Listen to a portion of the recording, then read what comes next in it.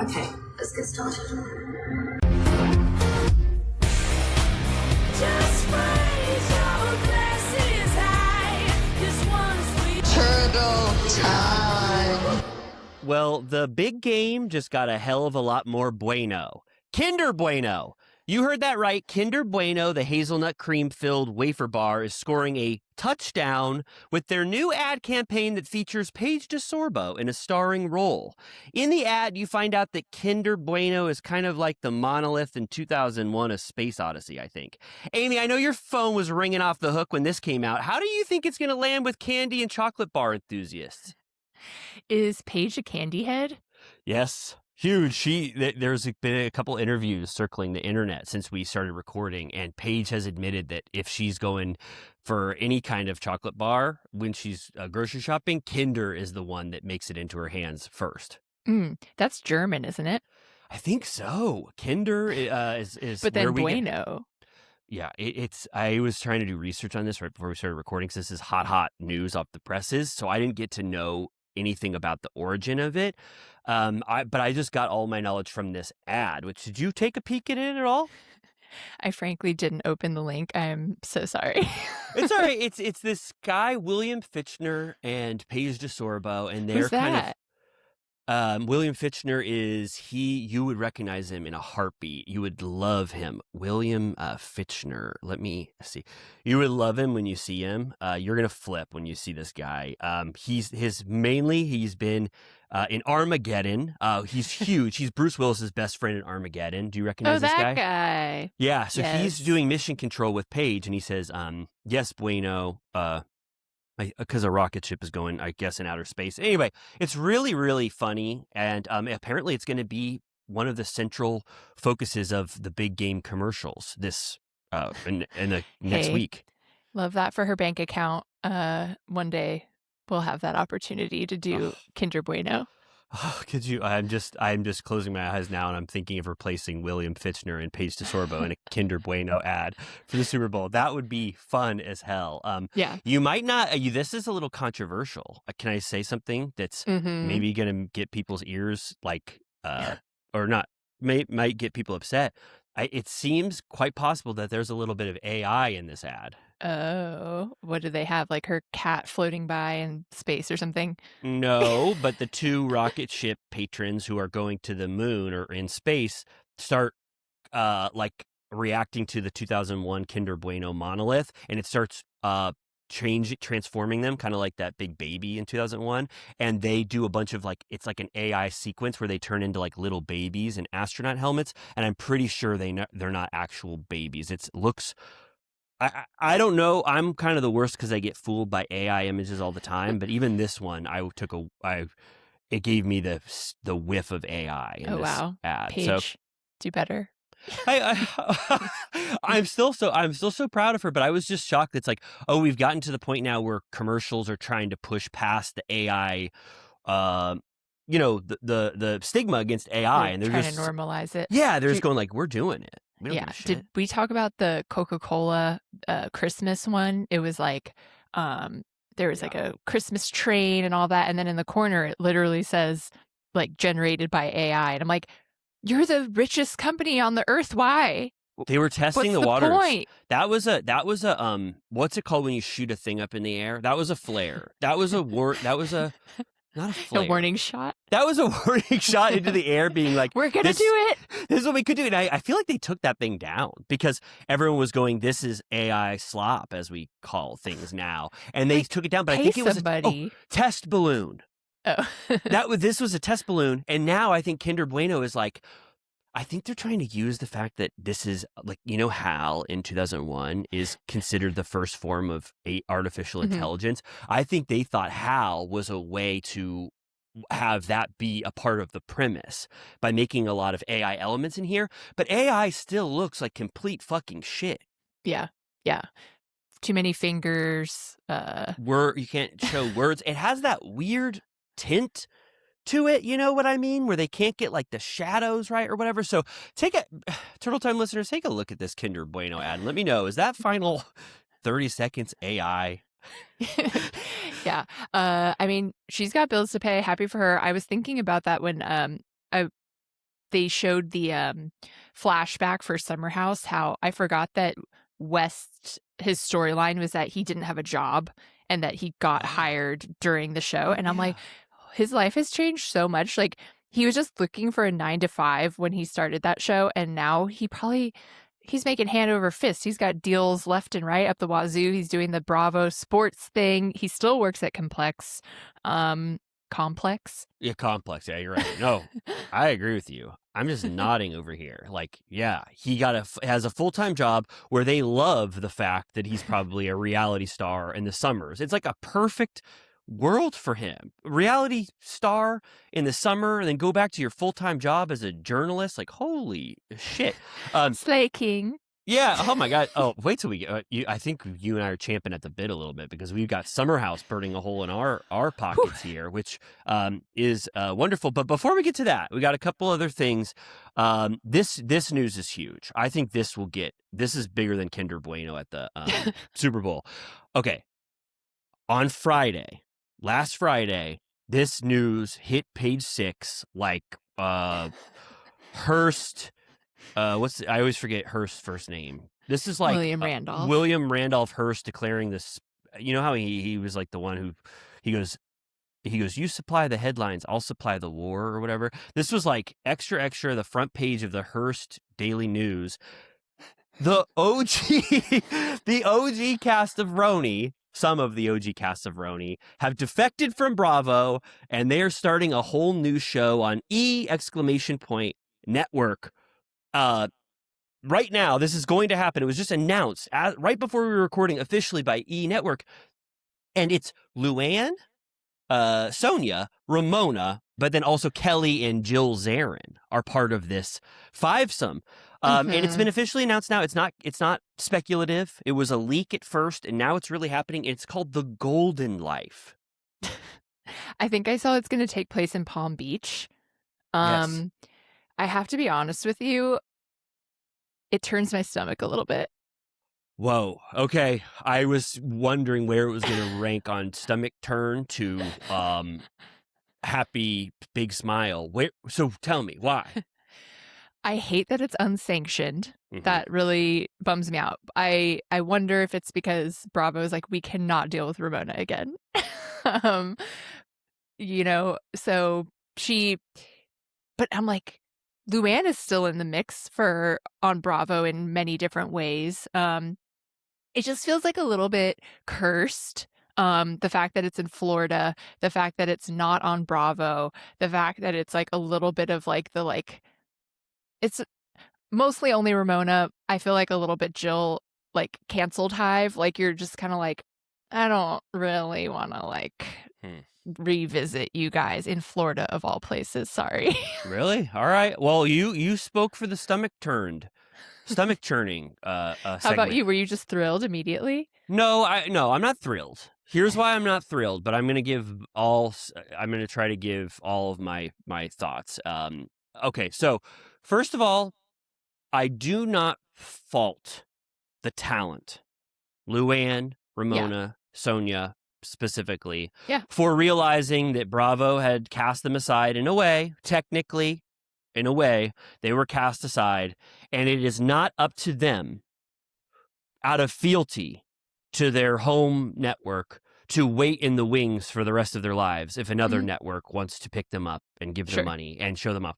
It's very true that there is a segment of the world that wants to watch Luann, Ramona, and Sonia again party their asses off, in no matter what context. I mean, it's there, and I just cannot blame them at all. And I can blame, I guess it doesn't matter to me, it doesn't matter to me that they did it. What I care about is how Bravo feels about this deflection. Are they bummed out that this cast would do that? Or like you said, are they so burnt on this cast that they're like, do whatever the hell you want. Thank God you're going to E! Let them deal with you over there. Right. We were talking before, we were trying to get clarity on, apparently, E has been carved out of the NBC Universal umbrella, which I didn't know. I guess it was pretty recent, but I looked on their website. It didn't say E on there. It's called, what's the company called? Vortex. Vortex? Is that right? I think it's called Vortex or Vortec. Yeah, it's completely it's completely carved out, like you said, which I think is good. I think E was a pile of garbage that they carved out of there. I mean, we were talking about how shitty E programming was, like some of the worst shit I've ever seen in my life. So it's almost good that NBC carved it out. It just sucks that immediately E was sort of like picking at the scraps of Bravo, being like, look what we've got. We've got your formerly treasured cast, and we're going to start a rival show to spite you. I wonder if it was in production before the split, because I literally watched a Kimora Lee Simmons preview on Bravo like a month ago, where they did that thing where they do like a special presentation of a sister network show. It's on E, and I watched it on Bravo literally like in December, I think. And I was like, oh, I'm gonna watch this on E from now on. Like, it totally worked because I didn't know that it existed, and they put it in front of my eyes because it was on after Housewives or something. And that was like a crossover marketing. So I'm like, how was this seriously just they needed like however much E is worth, $50 million. That might be a low ball. I don't know. But like, maybe it's worth nothing. But they're just like, shit, we need cash. Fuck E. Carve it out.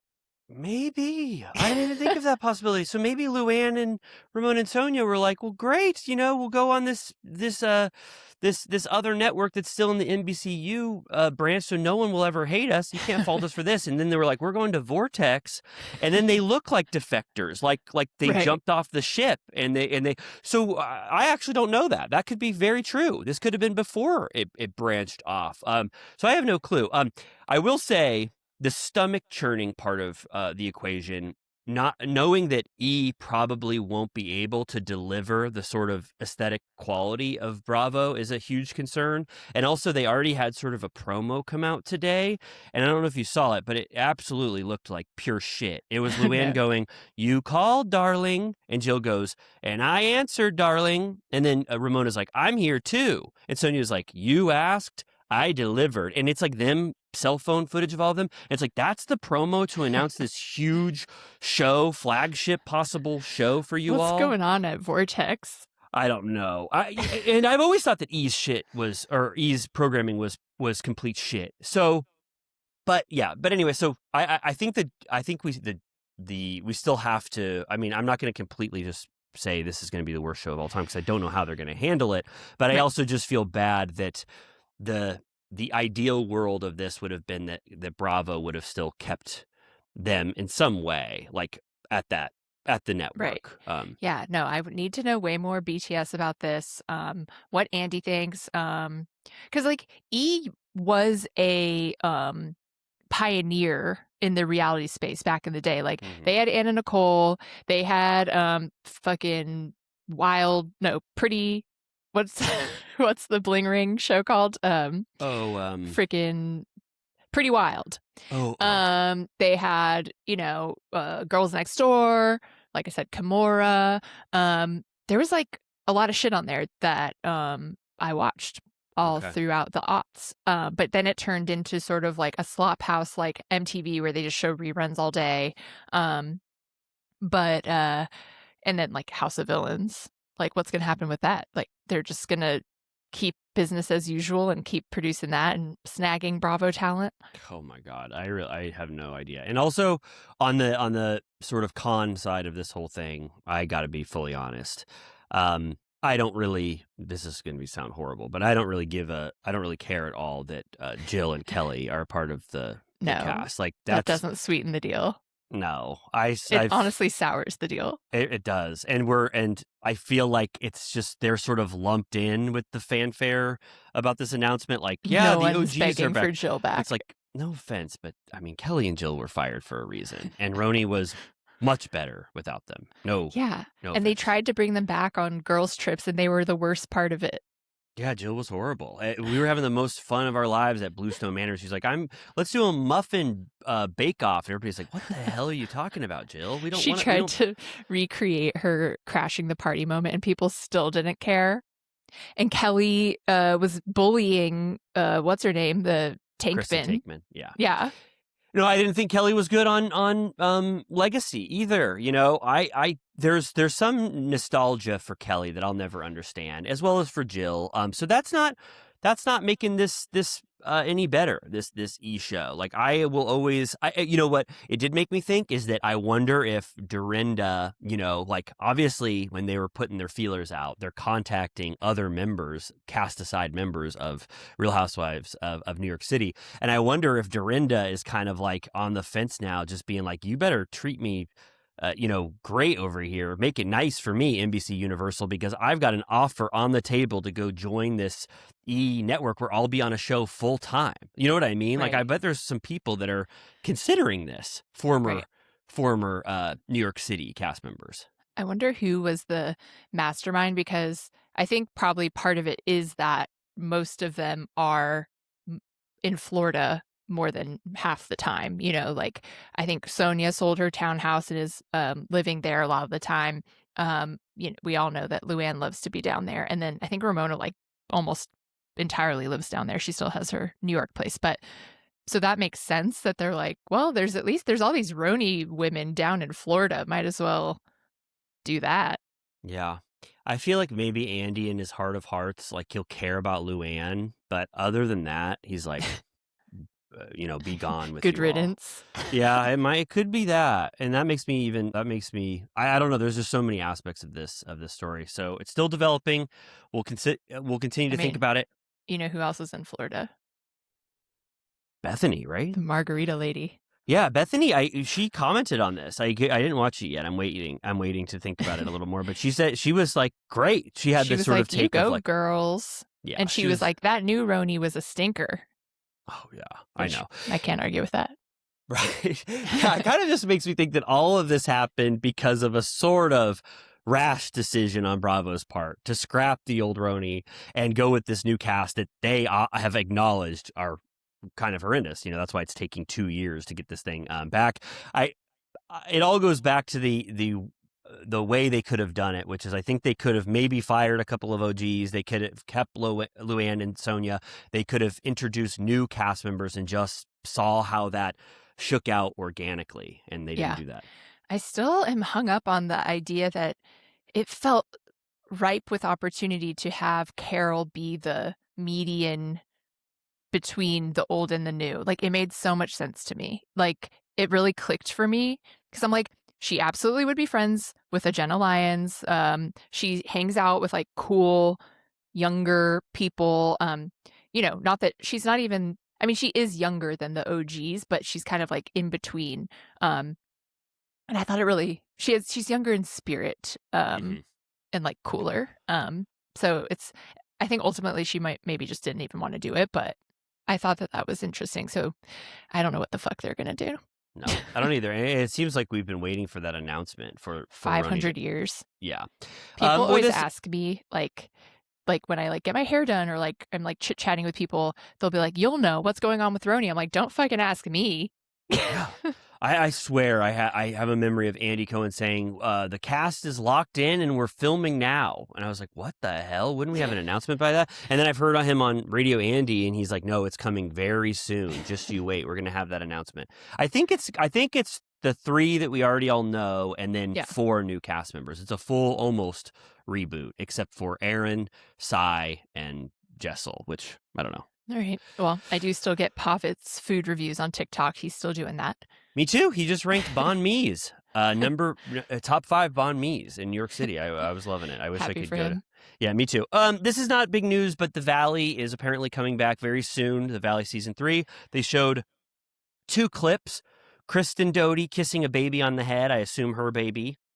And then I think a bunch of people jumping in a pool. Or it said The Valley is everyone is having fun, but they haven't grown up yet. And then someone's splashing water at Tom Schwartz in the beach. And I was like, okay, all right. So somebody's going to splash Tom Schwartz for a second. It was way too quick. It was almost quick. It was almost a blink if you miss it kind of teaser. It was like during Below Deck, I think. I hadn't even thought about the fact that would be coming back soon. I know. I'm a little worried about the Valley as an enterprise. So sort of after Valley season 2, I don't know. We're the biggest proponents of it. We've recapped the shit out of it, but I'm like kind of it's like Lala and Schwartz are the big guns. It's a little scary. Yeah, I'm kind of worried how they're going to sustain that, especially that they didn't make any cast adjustments over there. Yeah. But not to spoil it, but Tom Schwartz makes a very brief appearance on this week's Vanderpump, and I'm like, he's just like floating around. Like, what is he doing? Well, he speaking of loyalty, he is so loyal to Lisa Vanderpump. He is like the only cast member that will do anything that she wants, for the rest of his life. Like, he loves her, and so he just popped in. Speaking of Tom Schwartz, guess who just had a crazy encounter at the latest Foo Fighters concert with Tom Sandoval? Tom Schwartz did. Victoria Lee Robinson posted on her stories. These went viral for a second in a certain section of the internet. It was Tom Schwartz and Tom Sandoval reunited watching Dave Grohl from Foo Fighters perform, and you should see the look on Tom Schwartz and Tom Sandoval's face as they're looking at Dave Grohl. They were so excited, and then Tom Schwartz admitted that they took a little bit of a friend break, but now they're back full force, and this Foo Fighters concert was sort of an occasion for them to become friends again. Yeah. Music lovers. Did I tell this on the pod, or did I just tell you regular? I have a friend who I don't remember even where the restaurant was, but they saw Tom Sandoval out with his girlfriend, and then at another table Marilyn Manson was having dinner, and that they saw Tom Sandoval go up to Marilyn Manson and just sing his praises. I'm not sure, but he was like talking to him. That is, whoa. Oh my God. Tom Sandoval and Marilyn Manson in the same room. He's going up Nightmare blunt rotation. Totally. Oh my God. Could you imagine having a blunt? I always try to, when you say nightmare blunt rotation, I'm always like, okay, I'm sitting down in a circle. I get a big blunt, and then I pass it to Marilyn Manson first. And then it gets passed. I don't think this is interesting, so sorry, but I have no idea what kind of the music taste of Tom Sandoval. Like, sort of, it means something to me, because I like to think about people's music taste, but I'm like, I don't know what the fuck, like the fact that Tom Schwartz, it kind of, I think they're just a popular music. It's like popular music. Like, they were doing like Death Cab for Cutie covers at his band's performances. I'm like, oh, that's fucking cool. And then it'd be, doing Toto, and then he likes Marilyn Manson. I'm like, this is just like all over the map. Like, maybe he just loves all music. Like, you could play him anything, and he's like, oh, that's a wonderful drumming and stuff. Yeah. But, it's just kind of, he's an enigma music-wise to me. An enigma wrapped in a riddle, wrapped in cash. Absolutely. So that's, well, good. I've just been wanting to tell you that Foo Fighters thing for a really long time. But now, you're welcome. But now, this is kind of the most piping hot news. This will blow everything else out of the water, apart from that RHONY news. We got access via Peacock to the much discussed, much scrutinized interview with Karen Huger that Andy did, which is kind of functions as the last episode of this season of Potomac. And since it's not a traditional episode, we thought it's basically news in a way. So we're going to add that to our news segment. But what the hell did you think of this Karen Huger sit down? I was entertained. I enjoyed that they're still honoring this format. It makes me feel like we're still in the canon of the old times, like when he did the one-on-one with Teresa and with Luann. So I'm glad that he's still down to clown and like fly out and knock on her door and sit down. I was amazed. I mean, he was being very nice, I think, because I think he could have gone harder on her.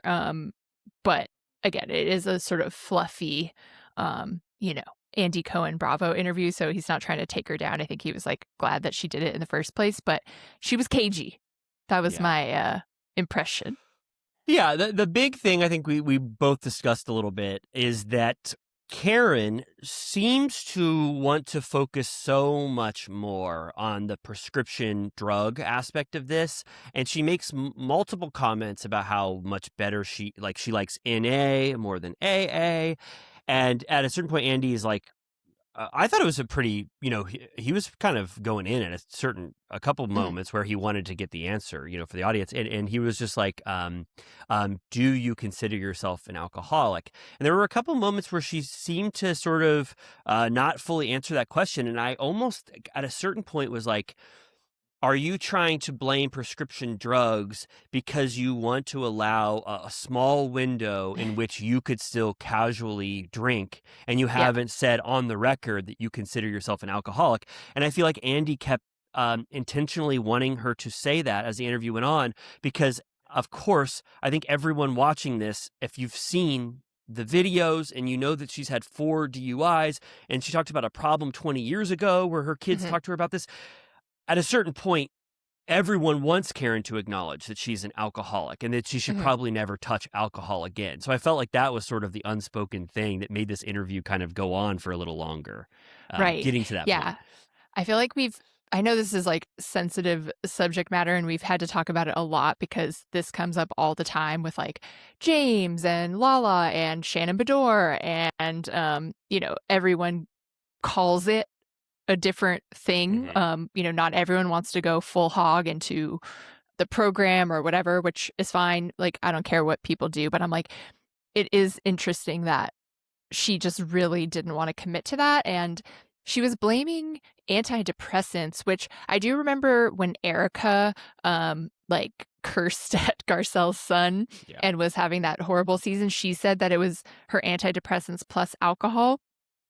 So I think that there can be like a mixing of things that goes totally sideways, but I'm like, it was strange to me that she really wanted to lean on that. And like, I'm like, so you're saying you were addicted to antidepressants? Like, it was a little confusing. And she was a little, dodgy about the fact.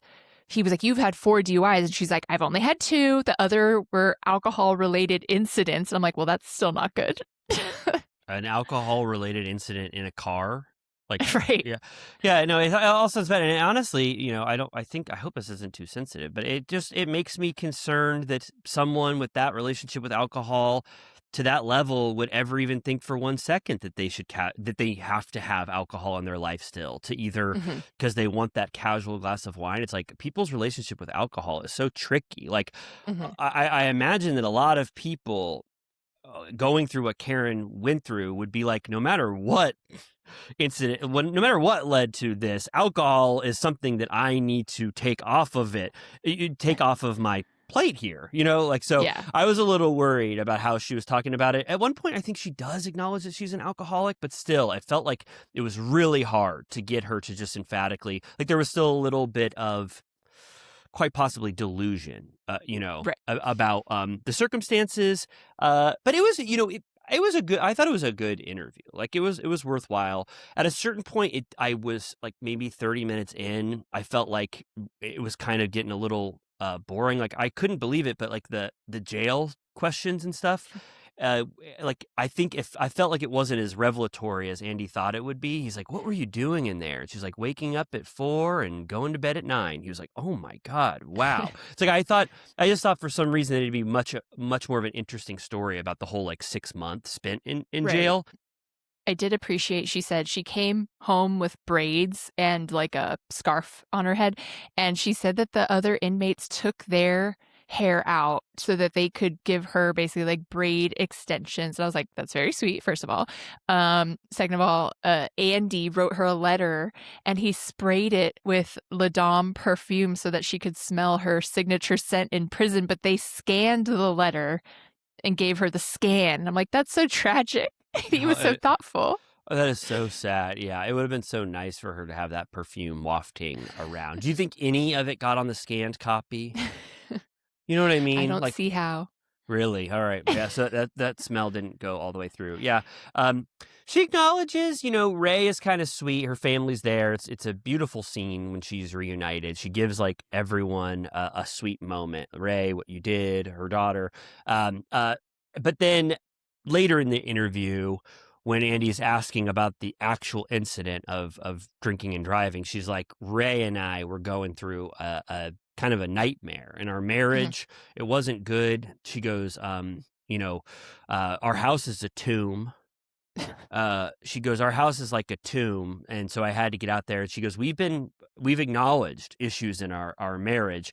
And she does say sort of at the end that like, it's still in question sort of what they're going to do, because there might still be some issues there between her and Ray. Yeah, it was sad. She was like, Ray told her, once you get the monkey off your back, if you still want to break up, I'll let you go. But it sounds like he was concerned for her, so he doesn't want to get divorced when she's going through all of this. And so she said that they're deciding what they want to do. But she said that they bonded a lot during his prison visits. She also went through that her legal counsel did say that she should take a plea deal because of the video, and that she refused to watch it. And so she was operating under no idea of what it was. And I'm like, that's beyond delusional. Like, that's just stupid. I know. Like, that's insane. Like, why did they let her do that? Yeah. Like I'm sorry, you have to watch this. You're about to plead not guilty. Like, how did they not explain how bad it was? I have no clue. Yeah. And then she said that she was shocked by the verdict or whatever. It's like, no one was shocked by that verdict when you see that footage. It's insane. It's the drunkest I've ever seen a human being behind the wheel. Like, and like she literally said, goes, I'm lit at one point. And you're like, yeah. I mean, it's, and she says it, and we don't even have to say it, but it could have been obviously so much worse. She is so lucky that it was just crashing into a tree or whatever the hell, the side of the road. So yeah, I don't know. I mean, she was pretty honest, and it was good. And then I think Andy was like, what do you say to these viewers that say you should never be allowed to be on television again? It's like, I don't know who that is. I remember there was some flurry of those kind of statements, but I don't think, like, you already put her on for 42 minutes at the end of the season. Like, she's already basically been acknowledged. She was booked for the reunion before this even came out. She's kind of like, that's not my decision, right? She's like, I'm still working on me and whatever you all want to do. So she kind of had a decent answer to that. Right. I liked how she sort of sometimes would take, Andy would have to call her out on things which she would just be very easily contradicted. Like, she was like, I wore a jumpsuit in prison. He's like, orange. And she's like, no, beige. And she's like, which is not my color. I never wear it. And he's like, you're wearing beige right now. She goes, this is blush. Yeah. And even I, who don't know, I would never be able to tell what color something was. I was like, that looks like beige to me. Andy got it right. But she said blush. Yeah. And then he was like, how did it feel to be stripped down, as in, no hair and makeup and fashions? And she goes, stripped down? Well, I was still in my black lace bra and panties. And he's like, I didn't mean literally. She's like, I didn't mean like strip searched. I meant like no eyelashes. Yeah. And she also, one of her only jailhouse hacks that she told us about was that she used maxi pads as a toilet seat cover, and that she ate what she called like astronaut food, which just means, I guess, processed packaged food. Yeah, Andy was like, is the food better than people say? She goes, no, it's horrible. I was eating astronaut food. And that maxi pad thing, she was like, I just said to the warden, I said, please, I'm suffering from a horrendous cycle. Flo's in town.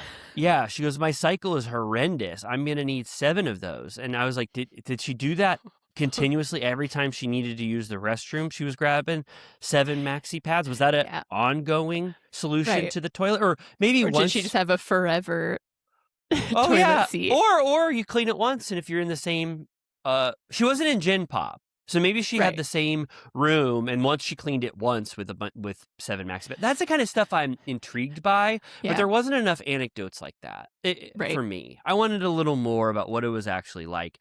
He was like, did you get to play, on the court like I've seen in films? And she goes, no, there's no grass for me. I didn't touch grass for 6 months, I think she said, right? Right. She also he shows her a little clip from the reunion. He was like, it wasn't a pylon. People were being, they were concerned. But they show the theories that they were spinning, one of which being Ashley meeting that man on the Amtrak on the way to the reunion who was like, this chick used to get drunk at Legal Seafood every day 20 years ago. And she was like, you got me there. She's like, I did get fucked up at Legal Seafood a lot. That's for sure. She's like, Ray did have to pick me up from Legal Seafood. Yeah. She goes, I am so busted right now. Legal Seafood 20 years ago. Yes, I was drunk there. That was my shit. Yeah. So it's true. She was drunk. And then 20 years. We keep saying 20 years. Right. She's like, 20 years ago, my kids confronted me about my alcoholism, potentially having a problem. And 20 years ago was my Legal Seafood era. I was drunk as a skunk every time. I want to be in my Legal Seafood era. I do want to go to Legal Seafood for sure one time. I want to get a martini and a seafood platter. Yeah, Legal Seafood. It's like, it's so cool to evocative. Think about. It's so evocative. Legal Seafood. 20 years ago. But then I've said this before, but when people go like, yeah, 2 of those 4 DUIs were huge, but then the one was the non-alcohol, was an alcohol-related incident or whatever. It's like, and one was 20 years ago. It's like, 20 years ago counts. I'm sorry. If I got a DUI. You've been struggling this long. If I got a DUI at 20 and at 40, I'm still thinking about it and talking about it and not saying that I was a different human being 20 years ago. It's not that crazy. It's not that long ago. I mean, really, I remember my 20s. It's like dark shit. And did you like that at the end? So she also says like, Wendy knows what she did. She knows why I didn't thank her in my video. So I don't know what that's about.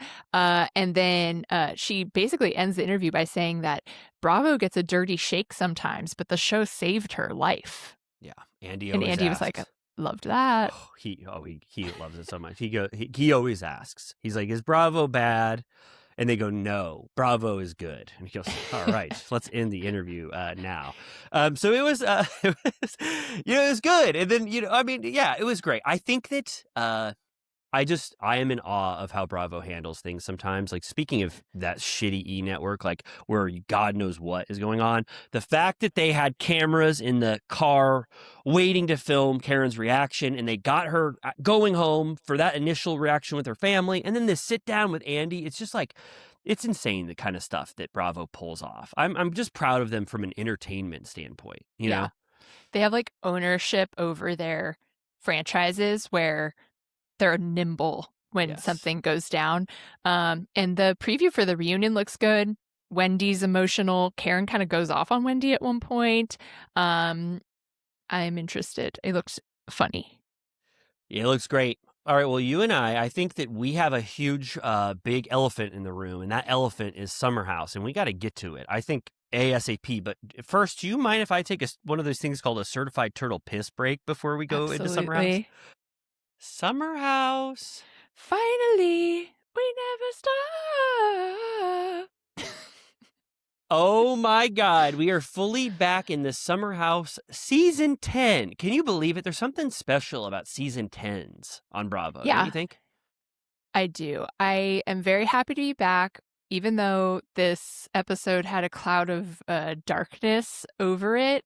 It's also, I think it's great that we have that spinoff to look forward to, because I'm starting to feel the gristle between the old and the new. Like Sierra and Amanda making comments like, imagine being in your 20s, like imagine wanting to go out. And I'm like, all right, if you're going to talk like that, then you do have to get out of here. Yeah. Well, they're doing what the initial idea was for the Valley on Vanderpump Rules. Have it happen simultaneously and be the sort of retirement show for the OGs. So now it's actually happening. They have this outlet, and I think they're doing an actual sort of changing of the guard in real time, and they're having a lot of cast members that could possibly take over once we start getting Kyle and Carl and Amanda and Sierra in another format over there. It's not going to be such a stark transition. Yeah. So it's a good, they might be handling it well. They could quite possibly, once they announce that Summer in the City or whatever the hell it's called. Like we were saying, it's almost because Summer House gets to learn from Vanderpump's mistakes because they were 5 years behind or whatever the gap was between the shows, that they get to dodge all of the shortcomings that Vanderpump fell into and be like, that's not going to happen to us. We're going to spin off when it's getting clear that there's a rift or this just a change of lifestyle. I'm curious about how much we'll be able to enjoy Summer House without the OGs, but as long as we have a different avenue to follow them on, I'm not as concerned. Yeah. I think if they're strategic about it, if Jesse and West stay and keep up the party house environment as the sort of like elder statesman, even though they're not that much older at all, that's going to be an easy transition for us to make as Summer House viewers. And then also there's nothing stopping Kyle from saying, can I DJ one of the nights, even though it might start to seem odd. Like there's an easy way for them to just come for weekends as long as they want and still make it have that Summer House vibe. So it could be the best transition in history of how to deal with OGs. We just haven't seen it yet. But we don't even need to think of it yet because this was just such a wonderful episode of Summer House. It's hard to properly explain how the formula of Summer House works so well when it's like, I love all these people. I love when they get back together. I love that they've been away from each other a little bit, so they have to like get to know each other again or reconnect for a second. And then they always have a huge monumental party that just blows every other party you've ever seen out of the water. And it's just so inherently fun. I was almost shocked again to be in the Summer House world. I was like, I'm taking notes and I'm like, fun. Donkey going around, fun. Sierra going around that merry-go-round, that's fun. I love Summer should be fun. I love everything about it. And then, like you said, the storming, thunderous cloud above this whole thing it's really the main takeaway in terms of drama from this premiere is that Kyle and Amanda are in such a horrible place with each other. We've never seen it like this. It's been explosive. There's been so much conflict, major fighting, but it's never been them this like withdrawn from each other in like a silent feud where they're just both actively miserable. And it seems like all love is lost. Yeah, here at this it's point. the end times. She talks about her indifference, how, he would piss her off all the time and stay out too late and there would be cheating rumors and she would lose her mind. Remember, she would like throw her phone and like freak out and call him and leave a million voicemails. And she goes, I don't even care what he's doing anymore, which is probably worse. I'm like, it's over. Oh my God. Yeah. She's numb to it. She's indifferent to him. It makes me that it's interesting when you think about all of those Page Six or Dumois things that were coming out about Kyle, like actually leaving with fans and going to their apartment and stuff. She's seen it and she's just like, I don't give a shit anymore. Like he's doing all of the worst stuff and I'm numb to it now. So this episode starts out with a sort of like 10-year retrospective on the legacy of Summer House, which we saw in the trailer. It's all of the most beautiful moments. Yes. Lindsay sitting on the beach saying, Carl going, will you marry me? And she goes, yes, a million times. Yes. Do you remember that moment? Of course. She wears shoulder pads. I think this is what the teaser or the trailer was with the theme song and all of the moments and Kyle being like, these are relationships formed over many years, very Lisa Vanderpump style. Yes, it's adding a more of a like reacting to the legacy of it and then showing us how fractured it's going to get. It's very enticing. I mean, because then at the end of it, you've got Carl going, Kyle, you're horrible. Fuck you, Kyle. Goodbye, Kyle. Apparently, he goes, goodbye, Kyle. But wait, we got to fight you first. Apparently, it was such a big fight that I think on some panel, Wes said I had blood all over me. Oh my God. He said I looked like Carrie. I looked like Carrie at the prom. He said I had people's blood all over me. Shit. And he just said, I said, keep fighting. They need to fight. But people were trying to pull him apart. It was like, it's a way wilder fight than we're even led to believe so far. Damn, I heard. I can't fucking wait. Yeah. I also want to point out that this episode is called Red, White, and Nude. Fun title.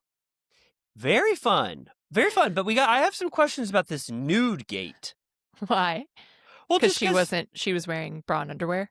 Because in the trailer, they're like, West is like, I'm seeing boobs. Oh my God, I see boobs. And they were fully translucent in the water. Really? Yes. Oh, all right. Sorry. You Okay. could see Crack and Nip. Really? I was really looking at this one. I watched it over and over again. I was like, it just looked like somebody You're like, swimming I in their kept rewinding. I was like, I have the screener. I was just like going back and forth. West was like, Jesus Christ. I'm not even in an odd way, but I actually I was like, am I like, I didn't think it was that crazy. I didn't see the outline and shapes and translucence, but all right. Okay. So it was a little crazier than I thought. My bad. So they show us that Summer House, all these moments. They show how bad it's going to be, specifically with Kyle and Amanda. They show you how beautiful it used to be between them on that boat. You remember? And then we're back now in the city, July 3rd. What about New York City? When you start to see that city? Toot toot beep beep. I am excited to watch them in the city more, because the show used to have more of that. It would be like half and half, or, at least it would show them like work and then play. And we only see it now basically when they're pulling up to pick someone up. And then sometimes they'll do like rooftop drinks or something. But it's kind of rare. So I'm excited for the new edition to have more of that. But yeah, the beginning is all that stuff we saw in that 3-minute preview of Kyle and Amanda not driving together. He drives with Carl and Jesse, and then Amanda and Sierra drive together and pick up the new girls. And West is driving his friend who he's bringing to the group, KJ, who's also from Missouri. Also, when Carl and Jesse and Kyle are in the car together, Carl says, like we've already talked about, he goes, I want that downstairs bedroom. And they go, why the hell would you ever want that horrible bedroom? He goes, because I want to be in the mix more this season. And I thought that was so fun. Jesse goes, is my guy going to be in the mix this year? And it seems like a few of the cast members are have defined goals for how they want to be this summer. Sierra also mentions a lot of times that she wants to have a lighter season, and she wants to focus on different things and be a little happier. And she says less of a bitch, she says. Right. So people have different goals for what they want to do with season 10. Yeah, she wants to go out more. Also, West and his friend is talking about how he says something like he's easily heartbroken because they're saying, he's like, I would recommend not dating anyone in the house. And he was like, oh yeah, I shouldn't because I get my heart broken all the time. And he goes, I'm like Drake. And then he pauses. He goes, no, not like that. And they're like, ha ha ha. And I was like, Riley's crying. I couldn't even, I was hoping we wouldn't even talk about it. I cannot believe the horror that Kendrick has perpetuated upon the world. Oh my God, what a nightmare. That it got to my favorite thing in the world and I had to suffer through that. My God. Horrible. Anyway, that's awful. And then they also poke fun at Jesse in the other car. They go, there's 2 new single girls, Bailey and Levi. And then Carl's like, whoa, that's interesting. But what if Jesse goes in full, so hot this year? And they're like, no one could ever go in hotter than Jesse with Lexi last year. And then they show, it's kind of funny that we went through the Lexi era and now it's you know what I mean? I think that's the last reference we'll get. Unless he talks about her again. It's she was so impactful to last season. And now it's just she's just so in the rear view that he's like, I'll never do anything like that again. And then that's the end of the conversation. I'm glad that we don't have to deal with that anymore. It was exhausting. We meet the 2 new girls, Bailey, who is a host and influencer, and Levi, an event planner. They're trying to Tetris the suitcases in the back. And Levi goes, women in STEM. Yeah. What'd you think about that? It's STEM, but they said, what did they say? STEM. And what did you say? STEM, science, technology, engineering, and mathematics. Oh, and what did they say? STEM. Oh, so are you saying put the emphasis on the E versus the I? That's right. Really? I think I think STEM. Oh, I'm sorry. Oh, you're saying STEM. Yes. But yeah, I'm okay with these girls. Apparently they're besties who met on IG 2 years ago. There's obviously, it feels like the old guard and the new on this drive with Amanda and Sierra. And she's like, Amanda's saying, she's like, I want to be in bed the whole time. And unlike Kyle, who's always partying. And she goes, Bailey's like, how long have you guys been married? And she goes, 4 very long years. And she goes, and he just started DJing. And we get a clip of her talking to Sierra recently saying, I wanted him to stop partying, and he chose a career where he stays out late and parties all of the time. And Sierra's like, you should be furious about that. Like, I give you permission to hate every second of that. So she hates his guts from the second this episode starts, and it never stops until the end. No, there's not one fun moment between them the entire time. It's so acrimonious. They arrive first, Sierra, that car, they leave their trunk open so that everyone will help with their suitcases. And then there's already remnants of this huge party we're gonna get later in the episode, the county fair stuff that West was talking about with KJ. Merry-go-round and this kind of stuff that's at carnivals or county fairs, right? Yeah. Kissing booth. Yeah, at one point they had that thing where, I don't know what it's called, you hit the big hammer on the thing and the little dot goes up and dings the bell at the top. And at one point they put a GoPro on it and it flew to the top, and I was like, whoever thought of that B-roll gets a raise. Oh my God! Yeah, I thought the exact same thing completely. And then everybody comes in waves, but first it's West and KJ, and they come out and they greet Sierra and everybody else, and then Sierra comments on how she's going to be with West this season. I think in terms of entertaining things that Summer House can bring this year, West and Sierra's dynamic is number 2 or number 3, for me, because I really do love that over the course of just time, how naturally things happen like this, Sierra has just sort of forgotten about the sort of rage she felt towards him, last year, and now she's ready to sort of play it completely differently with him. And she reiterates that multiple times to Jesse and everyone. She's not going to just be, indifferent to him this year. Yeah. There's some stuff coming up in this season on where they have some tender moments, and I was literally giddy. I was like, this looks so good. I also just want to point out that the new guy KJ is a model and also a pro skater. Kind of interesting. I loved it. He said he went viral, I think at 16, for a trick he invented, and they show the footage. And I used to skateboard. I was like, that's one of the coolest tricks I've ever seen in life. It was awesome. Yeah. So he seems sweet. He seems cool so far. Also, West told Carl that KJ's dad used to play left field for the Pirates, and Carl's like, I fucking love the Pirates. I threw out the first pitch last season. This is awesome, and I love that. Oh yeah, he was so struck by the Pirates thing. And then there's kind of some funny moments where Sierra was like, I hope I left my trunk open for everybody to get my bags, and then Kyle's like, I'll get one bag, but it's starting to rain out there, so everyone, we should go get these bags now.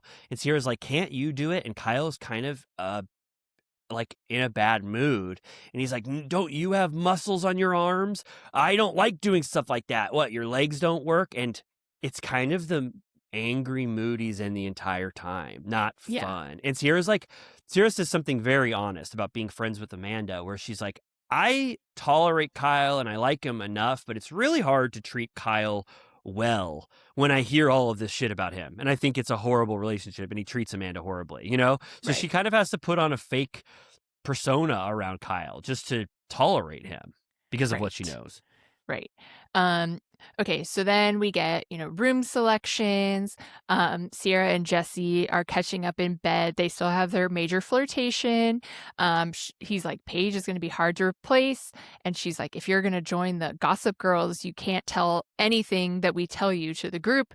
And he's like, okay, I'll bring bountiful gossip to the group, but I won't share it outwardly.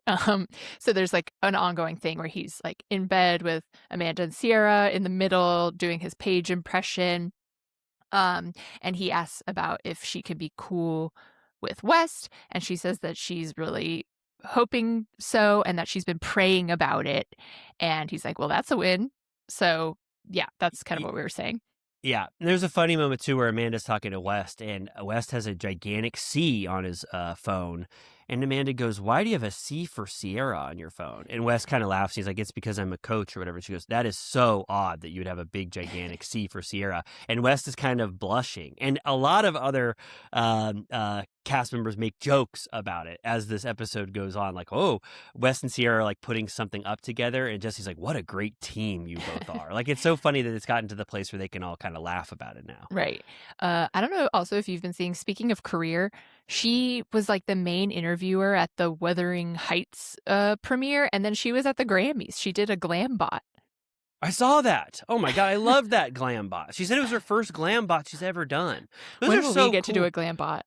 I thought about that. I was going to ask the We same kind question, of did at yeah. BravoCon, but I don't think it's the like glam bot trademarked. Yeah, we did Charlie's Angels. Did we even get that footage? I have it. Oh yeah, we did a glam bot, right? Doesn't that count? A full 360 view of us. But Yeah. I mean, I got obviously not in the same way in which Sierra did it. Oh, that Wuthering Heights premiere. Ariana was there. Stassi was there. Seemed I know they like pulled a out big all deal. the Bravo guns. Are you going to see that? I am. I'm scared. Really? Not an Emerald Fennell stan. Oh, really? All right. I haven't seen any Emerald Fennels, but Really? No, I don't think so. I never saw Promising the one. Young Woman or Saltburn. No, I Promising Young Woman. I thought no. But I'm definitely going to at some point. I just don't get to watch a lot of movies all the time. But then there's some interesting stuff. Oh, when they're kind of all hanging out at the table, and West breaks the ice, or he's just getting to know the new cast members. He's like, just so you know, Kyle is the oldest among us. Old, but he still is one of the most energetic people in the world. He's got the strongest motor out of anyone. And then Bailey and Levi are like, we're 30 or we're in our 30s. We were born in 1995. And Kyle goes, just a year or so after, I'll be getting my first blowjob. Right. And then Amanda's kind of like, what the hell are you talking about, Kyle? Like another one of those moments where they can't give each other the benefit of the doubt at all. Yeah, she hates every single thing he says. Yeah. We get it's a pizza night. Carl really seems to be taking the reins this weekend. He organizes the pizza night. Even at the end, he offers to clean up for the newbies because he's like, it's your first night, have fun, but after this, you have to clean up. Carl has such a great attitude. He goes out till 2 a.m. with everyone else, which he totally did last season too. And he just seems like fun. And I'm glad that everyone is back on board and loves him, because I've started to see all of the videos online. I always check the comments, and a lot more positive sentiment towards Carl. And then Lindsay and Carl have been doing all these promos and videos together, and all the comments are like, I'm getting emotional that they could be friends again. And I'm like, well, what the fuck were you saying 2 years ago? Because I remember, I'll never forget. No, I'll never forget either. No, we completely weathered that storm. Carl is back in everyone's good graces. People love Carl again, especially if Lindsay is starting to like him again. Then what the hell are people going to do? Right. Still be mad more than Lindsay at him? Yeah. I was thinking about the logistics. For some reason, it struck me about how awful it would be to have to coordinate 3 meals a day and snacks every single day that you're in the share house together. I guess it's only the weekend, but I hate the idea of that. Thank God Carl just ordered pizzas. I'd probably be doing, if it was my night, I'd probably just be like, I'll pay for all of our Uber Eats or whatever, because it's kind of stressful cooking for that many people. Right. Yeah. Someone always has to take the reins and do the breakfast. It's like a whole thing. There was a fun moment at this table, right? This is when they sit down for this pizza. And I think, Levi doesn't really talk a lot this episode. One of the new cast members. She maybe says a couple words, but she's overshadowed almost completely by Bailey, who's much She's more kind of like outgoing. the Bailey from last season. Exactly. The Levi is like Bailey, and Bailey is like Lexi, I guess. Right. And Bailey takes a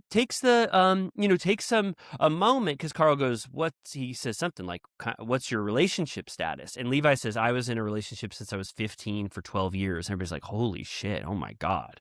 That's wild. And then Bailey says a shocking thing. She goes, have you all been to Sweet Green before? And everybody goes, yes, it's wonderful. And she goes, well, I was broken up with at a Sweet Green just recently. And they go, which location? And she goes, Fifth and Madison. They go, oh my God, that's one of the worst Sweet Greens for that to happen.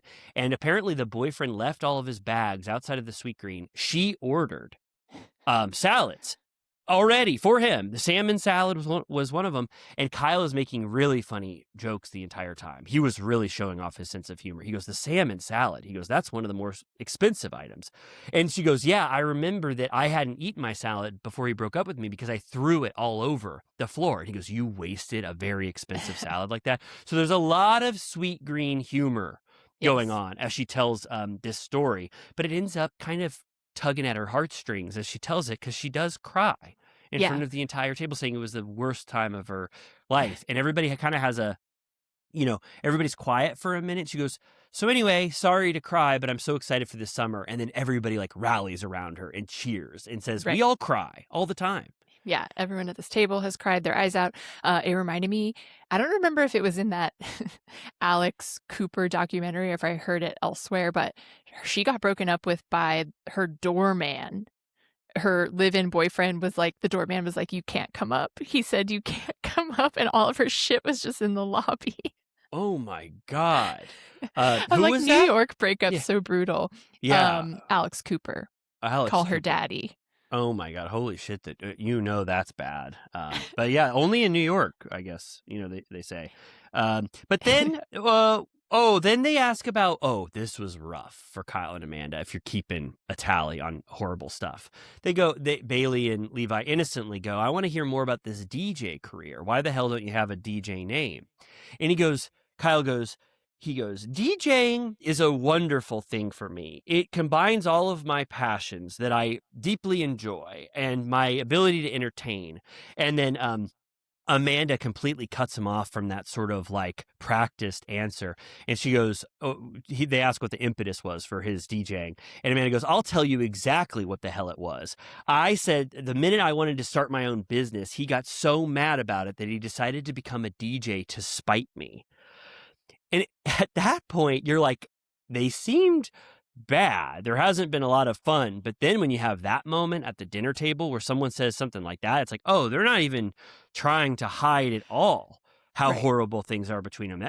That's as bad as it gets. And Kyle goes, that's one way to spin my DJ story. He's taken aback by that. Also, right before that, she said, Kyle lost his wedding ring and I'm not wearing mine until he finds his. So she's like, we're not wearing our wedding rings.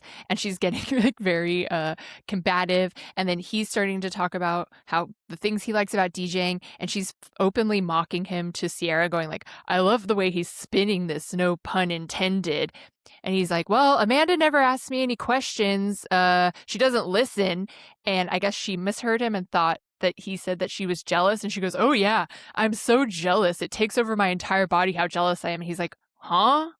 And she's like, did you say that I'm jealous? And he's like, I literally didn't say that. And then he's like, yeah, I guess there's only so much Netflix and chill I could do before I had to go out and start DJing. And I was like, it was like Revolutionary Road. I was like, they're like fucking just loathe each other. And it's like, I want to root for Amanda. Like, I root for Amanda in general. I think she'll be so much lighter and better off. And they shouldn't have gotten married in the first place, and they could have broken up sooner. But it's very unpleasant to watch the way that she hates his guts. And then it seems like in the coming attractions, she's going to start like openly flirting even more with like the new guy that we haven't met yet. And I'm just like, it gives that like sad mom energy of like, just like so desperate to be seen.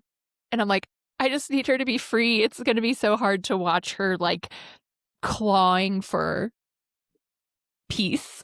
Yeah. Well, at this point, like I was saying, like it doesn't seem like there's anything keeping them together. I mean, I really don't think there is one sweet moment between them. And you have to imagine that if they were going to let their relationship be shown in this light, that they must think that this could be the end of the road for them anyway, so maybe they're sort of behaving like before they make the final decision, like we've almost internally made this decision, between us. But it's pretty rough. And then, it's like Bailey and Levi and KJ are sitting at a dinner table at this new share house, that they're with, and they're like, the only married couple are have a horrible relationship. Like, you can't help but just be like, oh my God, it's so uncomfortable and awkward there. So after that, they all ate their pizza and they decide to go out, which I think is sweet that most everyone, I think, goes out with Bailey and Levi and KJ to kind of like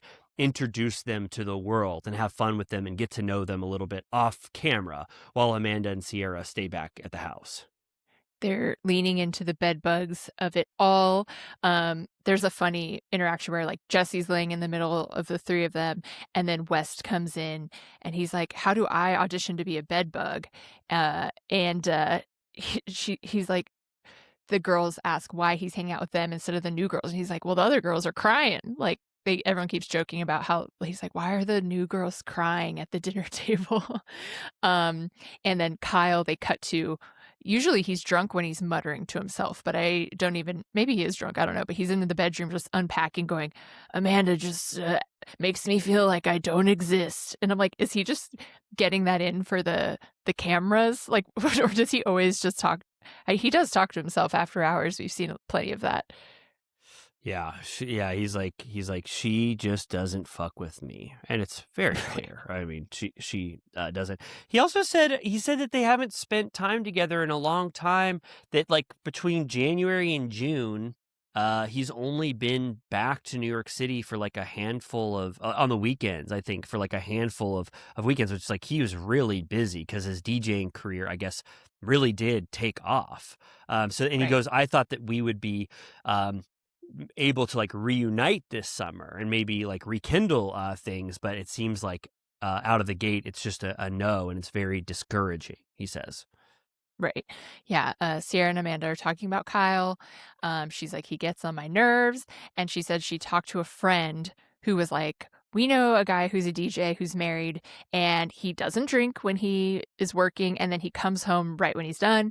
And as we know, Kyle does not do that. She's like, he hangs out with the owners and fans, and then there's always rumors.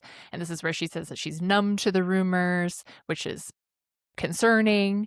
And Sierra's like, yeah, when you got together with him, you didn't sign up to be married to a DJ. That wasn't a thing before. And this is where she says, I always thought that when you meet the person you want to marry, you get married and then you have kids and then it gets hard. I never thought it would be this hard in the first few years. And I'm a little bit like, she keeps revealing these things like with the prenup where she's like, I had preconceived notions about the prenup. And I'm like, why do you have all these weird preconceived notions? Like, you're a 21st century girl. Like, what don't you get?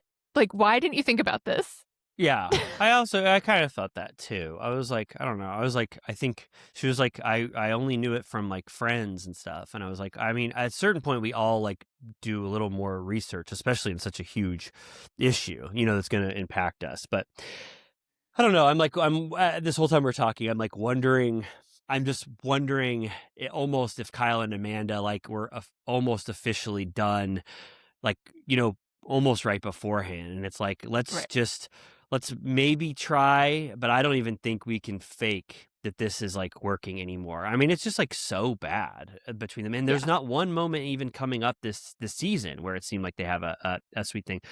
So yeah, it's rough, horrible. And she's numb to it. Like you said, they're all out partying. They do the thing where we just see a little bit of flashes. And then they come home and pretty much everybody goes to bed. It's kind of like saying goodnight. West finally got a cold as hell room after 2 summers of being in one of the hottest rooms in the house. Now he says, I love this so much, but it's so cold that Levi and Bailey are freezing in their room. So I don't know how this is going to play out. They're going to have to figure out some thermostat stuff. Yeah, I was having big West energy last night. I was like, I'm going to sleep with the AC on because if you're not in LA, it's like 80 degrees in like January, February. So I was like, I kept waking up hot and I was like, oh yeah, I could put the air on. You can go nuts. I've felt a very similar call to put the air on during hot nights. And there's nothing like it. It's wonderful. And then Kyle, they put us more into their misery, like you said, revolutionary road. You'd imagine, You'd imagine Leonardo DiCaprio coming home with Kate Winslet, and after a big day at the office, where what the hell was wrong with him? What the hell? He was just They were pissed. He like because he didn't hated get his a job. He wanted promotion to or be- something. Yeah, he wanted to be a writer. Oh, I remember. He wanted to be a writer. First, they were the cool couple in town. They were the writer, and they were artsy.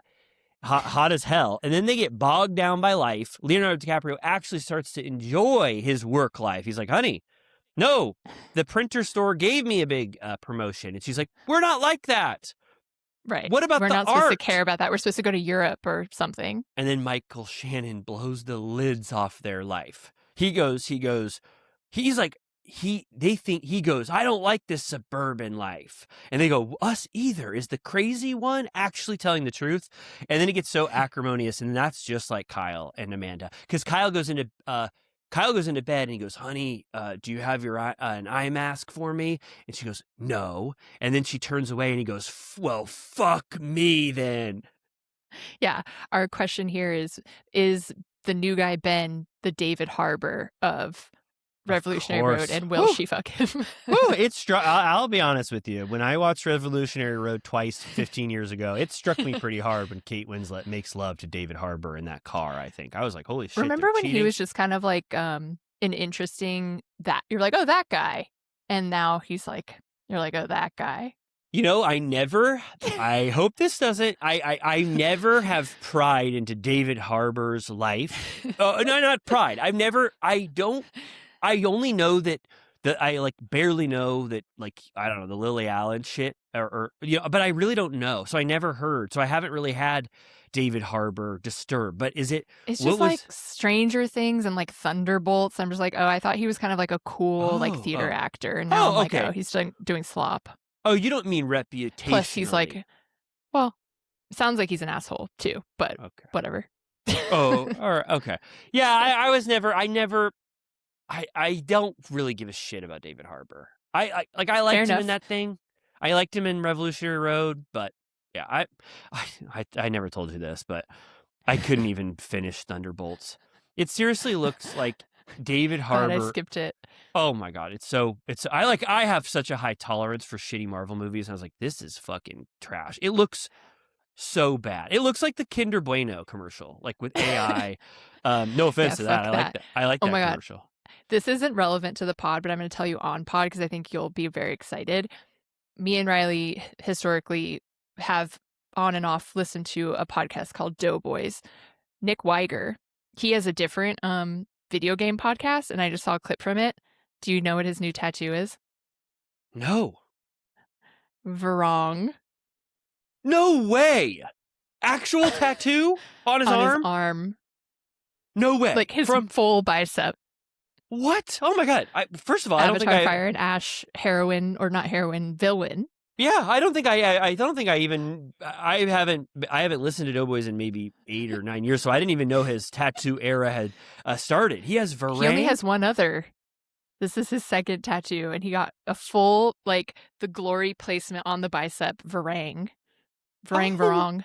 What the hell? No, Varang. You're right. Varang. Wait. I gotta see this. It's real and true? Yeah, loves he's that- insane. He's a psycho. Oh my god, I see it now. It's pretty well done. People are excited. I'm looking at the clips. Oh, I mean, I don't know. I almost was like, when Megan and I had our night out, I was almost like, get me to the tattoo parlor. I really love Varang, but I kind of forgot for a second. That's huge. Wow, it's a great tattoo. Yeah, I had to share that. Yeah, that's I wonderful. wonder, do you think anyone in the summer house has seen Fire and Ash? I feel like no. I feel like Kyle, just because I know he likes big blockbusters and sort of like Christopher Nolan He just and have stuff. time. Yeah, I really don't think so. I told you, and hopefully I've said it before, that this isn't also related, but we got to ask that question about Way of Water. My friend Spencer asked Tom Sandoval at Shorts and Sandy's if he had the most he didn't give a shit. He goes, yeah, I saw it. What about it? And he had really no follow up. So I don't know if maybe that transcends to all the Bravo universe, that maybe not that many people are into Avatar, but I'd love to know. Maybe we'll get a chance to ask some Bravo celebrities how they felt about Fire and Ash, because it's pretty notable. Right. It's just so long that I feel like if you're not particularly into going to the movies, you're not going to see a 3.5 hour movie, you know? Yeah, you're right. I think let that be the final word on the Avatar Fire and Ash Bravo Celebrity connection until we ask somebody. But I agree with you completely. Sierra should be Varang at a party next year. That would be Fire and Ash. Okay. Okay. It's the morning after. Carl goes for a run, of course. Wes and Jesse go for a swim. We meet the new guy, Ben, who's a model and entrepreneur. He's Australian. We find out that he was one of the Australian bachelors, I guess, on that version or whatever season he was on. There were 3 of them, so he was one of 3. And Kyle and Amanda met him at her best friend's wedding in Italy, where they stayed up all night. And Amanda, the bride, and this guy, Ben, were skinny dipping into the night, which I feel like I remember last season when they were coming in, they were saying that they had actually rekindled at the Italian wedding because Amanda partied and they stayed up late, and I remember it being like a good time that they had. Oh, right. Okay. Yeah, right. I remember hearing that too. It was like there was something new about this type of energy. Yeah, this guy, Ben, Australian bachelor, I think you said that. And then they made this story sound a little more salacious than it needed to be. They were like, at one point, we were just skinny dipping alone in the water with the bride, and Kyle was circling the water with a big boombox playing music. And at first, I thought it was like Kyle was gone and they were skinny dipping, but no, Kyle was just serenading them with wonderful music while they skinny dip. Right. Not that crazy, but they are setting up that maybe there's a little bit of chemistry between Ben and Amanda. Right. We get a little Carl and Sierra check in. He's like, "Are you still single?" She was like, "Yes, I am. Are you?" And he's like, "Yes." And he's like, "In another world, we could be together." And he's sort of joking, but kind of not, as we saw last season. I think she doesn't seem creeped out by it. I think it's kind of sweet. And then he's talking about how he wants to meet someone. He wants a family, so he better get on it sooner rather than later. And he's like, "I'm just going to be healthy and have fun and do what I'm doing, and I think I'll attract the right person." So he has a good attitude. And then they sort of talk shit about Kyle and Amanda's relationship and how Kyle is not doing the right thing in general. He went out. This was kind of like, I don't know if this was like New York stuff, but he was like, he went to Penn Station at 4 on a Thursday. State. Oh, sorry. Oh my God. College. Oh, Penn Station though is a New York thing, right? It is. Oh, good. Okay. I thought that was like New York stuff. I thought it was like he was able to DJ in the halls of Penn Station at 4. I was like, is that a busy time of? No, Penn State. You're right. That makes sense. And he's like, that's not conducive to a good marriage. If I have to see Kyle, if I want to see Kyle, one of my best friends, I got to go to Penn State at Thursday. And he goes, I miss quality time. He's definitely sending the test balloon / flare / warning shot up into the air that he's going to talk about Kyle and Amanda's marriage this year, because he says it's kind of his responsibility because as the one who betrothed them to each other, right. He was the officiant. Right. I was just thinking, just to play off what you said about Sierra being Varang, couple's costume, if Carl and Varang ever got, yeah. If Carl and Sierra ever got together, Colonel Quaritch and Varang, could you imagine how much people would be like? We've talked about this a lot, but I was really surprised that Disney allowed the usage of such a clear-cut copyright infringement in the NBC Universal universe for Sierra to model herself as an avatar. But I think that they would be very, very excited if they did Varang and Colonel Quaritch together. Could you imagine? Yeah, he has the right proportions. He's nice and tall. I just saw NBCU talk about copyright. One of the Olympian skaters, his whole routine, all of the championships leading up to the Olympics, was based on the Minions sounds and songs, and he dresses like a Minion. And they pulled right before the Olympics his right to use the Minions music. And I'm like, but it's on NBC. What are you thinking? Wait.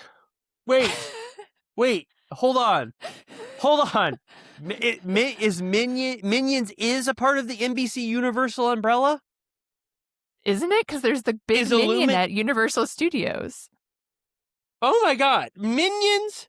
Who owns the Who owns the Minions besides Gru? Is that his name? Gru? Illumination Entertainment. Maybe they don't have. Maybe it's a thing. It's No, just you're right. optioned. No, You're right. that's No, you're right. Yeah, you're right. It's universal. So why the hell? You know what they should be doing? Okay, well, I can't believe this. They pulled. Do you think that in some way it would have negatively impacted the Minions brand? I don't know why they wouldn't want a huge celebration of the Minions on the ice during the Olympics. Yeah, I'd have to rack my brain for a while to think of one reason why NBC Universal wouldn't want a Minions sort of Minions Minions on branded. ice. Yeah. You know what would be kind of interesting is to test the limits of that Mickey Mouse copyright of Steamboat Willie. And if you were a figure skater, you would go out and you'd immediately do those iconic ears, like you do one. People would be like, they're not going to do Steamboat Willie, are they? And then you do the next one. And then the rest The IP wars. And then it's like, holy shit, Steamboat Willie, try something. Disney, because apparently Steamboat Willie, who I don't know if that's Mickey Mouse, but he's public domain now. So the copyright wars are just getting started. Will Sierra and Carl become Colonel Quaritch and Varang on this property? We don't know. More to come.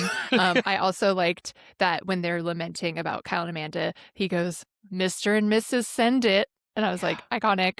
That was iconic. Mr. and Mrs. Send It. Oh my God. You have to say it. And we know that, speaking of Olympics and extreme sports, send it is a phrase that people scream out to get people to keep pushing themselves. Okay. Party time. Finally. Yes. Setting up for the party.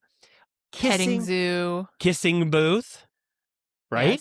Yes. They're little doing merry-go-round. I liked this. Ben, everybody's getting ready. They've got, they're getting ready for the party. And they asked Ben some questions. And he goes, I was on Australian Bachelor. And they're like, whoa, that's a huge deal. They're like, copyright infringement be damned. We'll talk about an ABC property over here. And he goes, actually, Australian Bachelor was horrible. I was really bad on it. At a certain point, the producers were like, you need to do better. You're horrible, and Australia is going to hate you. Which, could you imagine if all of Australia hated you? And then they go, well, we want to watch it. And he goes, do not watch it, please. And I was like, how bad is Australian Bachelor for him? How bad was he? I can't even imagine. He really didn't want anybody to look at that for 1 second. Yeah, I wonder if Aussies are excited that he's on this, or if they hate him and they're like, why is he on? I have no preconceived notions about this man, but he is good looking and so far seems nice. They also have this thing that's a wooden cutout of a cow, and then it has udders, and it's filled with White Russian. And so you spray White Russian in your mouth, and I'm like, sign me up. Yeah, I was just going to say, where I'd be standing that whole party? Next to the cow that has White Russians coming out of its udders. Like, hello, hot summer day, July 4th. Underneath a cardboard cutout of a cow, sprinkling White Russians into my mouth. Sign me up. One time I went to that, what's that bar in Burbank called? Like the Blue Room? Oh, of course. Is that what it's called? Oh my God, yeah. And we all decided to drink White Russians, and we kept being like, another round. And I was like, I can't believe a regular bar just has this much milk on hand. Oh, they made us 20 White Russians. And I was like, you have this much milk back there? That's like the second or third thing I'd be thinking. Like, how much milk do you have? 2 or 3 gallons? You're able to supply us with all that White Russians. At a certain point, West, it's so popular, that milking booth, that he has to pour more big, huge gallons of milk into that thing. Right. It's kind of the life of the party for a minute, in addition to all of the other animals. A little running cute moment is that between West and Sierra, West goes, Sierra, there's a donkey outside, which I know you'll like, named Duchess, I think. And then Sierra goes, say no more, I'm running down. And then that kind Daffy. of, oh God. Daffy. It was, I knew it couldn't be Daffy, because I was like, how are you going to infringe on the copyright? I was like, that's a duck. And I was like, how are you going to infringe on the copyright of whoever Daffy's owned by? But anyway, Daffy the donkey. Daffy the donkey. But they go, Jesse then said, or Sierra goes, am I narcissistic to think that Wes got all these animals knowing that I would love them? And Jesse goes, no, he actually told me that was, he does know that you would be enticed by these animals, and it's kind of a back and forth where then Jesse relays that information to Wes later that Sierra brought it up. So it's like they're having this like they're sending love letters, Subconscious. unsigned love letters to each other, and both are Yeah. warm to the idea of it. They like Yeah, it. remember when he took her home to his family farm and it was cute, but then it all went south? So sad. Of course, yeah. Okay, so then we get a little bit about, Kyle is venting to randos about Amanda and how they're on polar opposite sides. They can't connect. Ben helps Amanda over a little fence and picks her up by the waist, and you're sort of like, ooh, like kind of sexy. And then Bailey is talking about how hot Ben is. She's like, I can't even look him in the eye. It's crazy. He's so hot. So like we're getting the vibe that everyone is like, this guy is so hot. Yeah, she's like, okay, it's like an ocean in there staring at eyes. They're like, as we get older, I only care about being funny because that's the one thing that lasts. And then Ben goes, what about the eyes? Some say they're the windows to the soul. And if you love someone's eyes, you'll never stop looking at them. And she goes, okay, eyes of the ocean. I got to stop looking at your eyes right now. We also got to talk about Carl pulling a full-blown Paul Bunyan on the hammer machine. They were like going clunk clunk. Bailey and Levi. What is that called? I kept Hammer- just saying like hammer game, carnival, Hammer game. Hammer. What would Big- you? Oh yeah, high hammer. striker maybe. Yeah, I think it was high. It was called High Striker. Bailey and Levi are high striking, and then Carl goes, "Can I pull a full-blown Paul Bunyan over here?" And they go, "Sure." And he ends up. It's like a cartoon. It goes bing, bing, bing, and then it almost shoots off the top and gets somebody hurt, but instead it wedges into. stuck. And I think it's fucked. I think it's completely fucked for the rest of the thing. Does anybody get that metal down? He's like, I'm gonna go find someone to fix this. And I was like, he's so responsible. Also wanted to shout out Kyle's 36-second keg stand. I do have to say, at your birthday, I did 40 seconds. But I feel like I have to caveat that I was like the last to go, so I think it wasn't as hard of a stream as maybe the first handful of people got as me. I was going to bring it up if you didn't, because when we're talking about keg stands, we have to talk about your most iconic keg stand. You beat everybody out. In your defense, everyone was keg standing that treacly beer by the end of it. It was not a gushing geyser for all of us. I couldn't even do 15 seconds, even with that same force. So you doing 41 was monumental, and you beat the shit out of everybody at my 40th birthday. I was proud. So you... there's just something where I'm like, I could watch people do keg stands like anytime. I love doing them. I love watching people do them. And then the fact that this just a blip. Carl bopping a hammer and then looking over and Kyle's doing a 36-second keg stand. Like, this is just too much fun for me to even be able to process. And then, we haven't addressed this yet. That's kind of a big deal. The balance of Summer House has shifted greatly, where I did notice that Paige and Lindsay are not among us. It is worth noting that now Amanda and Sierra are just like the best friend duo that have to talk all the time. And they've lost some fundamental pieces of their group here. So they go, oh, we loved Paige and Lindsay. Let's call Mother Hubbard and see what the hell she's up to. And so we get a cameo from Lindsay, who's with Gemma having fun. Right. Yeah, I will say it wasn't so glaring on the first one because historically on the show, people come like a day late or skip a weekend or like are at a wedding or whatever. So a lot of the time there's somebody missing. So I feel like I didn't feel the full effect of it yet because it's not that uncommon for somebody to be gone. But I was like, oh yeah, she's not here. And so they FaceTime with her and the baby and they're like, wow, that baby really like changed something within her. She seems so happy. Yeah. And Sierra's like, go ahead. Oh, sorry. Oh, God. And sorry to interrupt you. And I was just going to say, we found out who makes the bacon in the house. They go, KJ couldn't make bacon. He goes, I don't know how to do it. And they go, you know who does know how to make bacon? Mother Hubbard. And I was like, oh, I love knowing details that like Lindsay was the go-to bacon expert for Summer House. And now they don't have it. Yep. Yeah. And so Sierra goes, Amanda, do you still want babies? And she's like, eventually, but I feel like the last 5 years I've lost myself and I'm finally feeling good and I want to embrace that. And she's like, totally, as you should, which I'm like, at least we have that to thank God for, that they didn't have a baby. Like, damn. Yeah, that would have made this a lot harder for everyone. Carl then asks Kyle. He's kind of, like I said, he was the officiator of the wedding. He has responsibilities. So he goes, Kyle, how you doing? And Kyle goes, not well. And Not well, bitch. he goes, not well, bitch. And he goes, just kidding, Carl. And Carl goes, a lot of truth is said in jest. And it's like, and it's true. Fucking Yoda. Yeah, and it's like, it's true.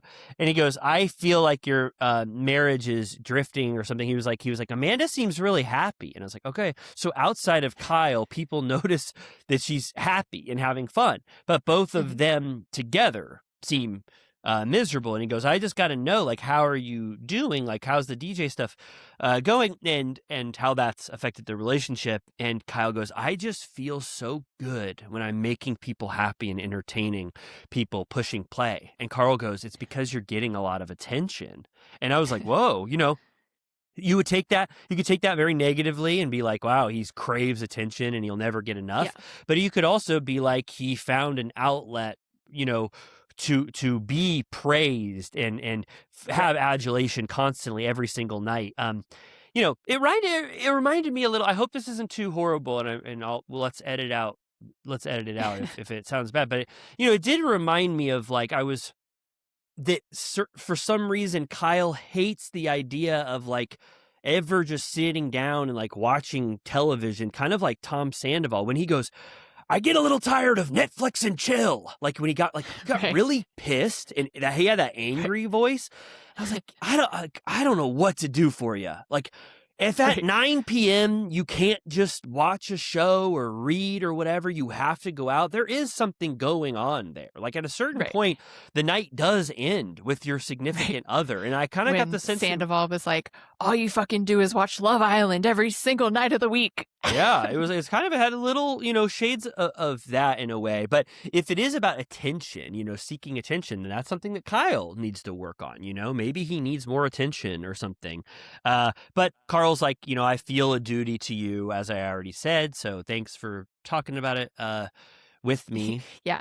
Then it cuts back over to Amanda and Sierra, and she goes, do you think Kyle's bitching about me to Carl? I think 110% likelihood. And Sierra talks about how she talked to her mom, who, because I guess her dad sucks and is absent. And her mom was like, yeah, I kind of thought that he would just step up and be the kind of dad that my dad was. And it turned out that he was not. And she was like, I can't imagine how you're feeling about all of that, like starting a family when he's not home ever. And yeah, she starts to just complain and say, he's never around. He's constantly putting himself in compromising positions. And all I ever hear all day, every day is the internet rooting for our divorce. Everyone's commenting, leave him, leave him, leave him. And she's like, I, at this point, can't even separate my thoughts from the internet's thoughts, and I can't imagine the, like, mind fuck of that. I can't even, I think that would just, like, destroy your ability to see things clearly if everyone on the whole planet was constantly just like, you're a fool to be with him. Like, he treats you like shit. This is horrible. What are you thinking? Why are you doing this? Just every time you open your phone, it's like, that sucks. Like, even if it's true, it's like not a healthy way to live. Yeah. Do you, I guess I don't know. Maybe I'm not looking in the right places, but I don't know. I didn't always see the, like, divorce him now, exclamation point stuff. I guess it's just like the general sentiment you find on the internet. I mean, she's extremely online all the time. Like, I always find her in comments, on, like, random posts. And I think she just sees everything that everyone says, which is they hate him and they think that they should break up. That's been happening forever. And then it cuts back to Kyle and Carl, and he's like, I don't know what would make her happy, but I don't know if I can do it. So it's just like feeling very hopeless. Yeah. And then, it's time for fun. They say, let's get back to this county fair. Jesse and Wes say they love Sierra's energy this season already, which Sierra commented herself, saying, like, I want to bring a new energy to this summer. She's on a merry-go-round going nuts, dancing, having fun. They love it. And then there's like a little, there's just some blips of moments of like Daffy the donkey running around, and then they go, it's time to throw some pies around, as you do at a county fair, and so it turns into this whole pie throwing. A few kind of moments of every single person getting pied in the face with a huge whipped cream pie. They should have just played yakety sax. Everyone was chasing each other around, Might as smashing well. pies. And then this is where people start to, after they're covered in pie, they jump into the pool. There's some skinny dipping going on, and Amanda, she joins in her undergarments, but it's like a nude colored bra and like light pink underwear that it would appear in the being wet with the water became completely translucent. West goes, your tits are so out, it's kind of insane. I gotta take it from them. I guess. Yeah, it was. Yeah, okay. And that, I guessing people do respond like, whoa, Amanda, look at this. I'm just kind of surprised that this is a moment. Like on any Bravo show, or just on a show that's has so much skinny dipping in it, and people like, I was just kind of a little surprised that this even made it so far to be commented on. But it's more about Kyle's reaction to it, because if he was in a better mood, he would have brushed it off, but he actually makes a big deal of it. He goes, she needs to get out. Ben gives her a towel, and then Kyle goes, I wish I knew that kind of stuff was going on with bra, and that looks basically like a nude kind of thing. And he goes, that would have been fun if you told me. It's kind of like, just like he's just making something up to be mad at. It's like, it's really annoying, like anything bothers them at this point about each other. Right. Yeah. And she's like, are you mad? Like, what the hell? And Jesse's like, you should both go skinny dipping. And he's like, you're the worst mediator I've ever met in my life. Like, he's like, basically like, shut the fuck up. Don't get involved. And then they leave, and it's like true. Bad vibes. That's so not true about Jesse, though. Like, well, he was just like, I don't want your opinion, basically. Yeah. But it's like, he's a good mediator. And then Kyle goes, I'm a little more pissed than you think. He goes, it's cool. And then he like pretends like he's going to brush it off, but then he goes, this is just unbelievable, the kind of stuff that's going on. And he walks in.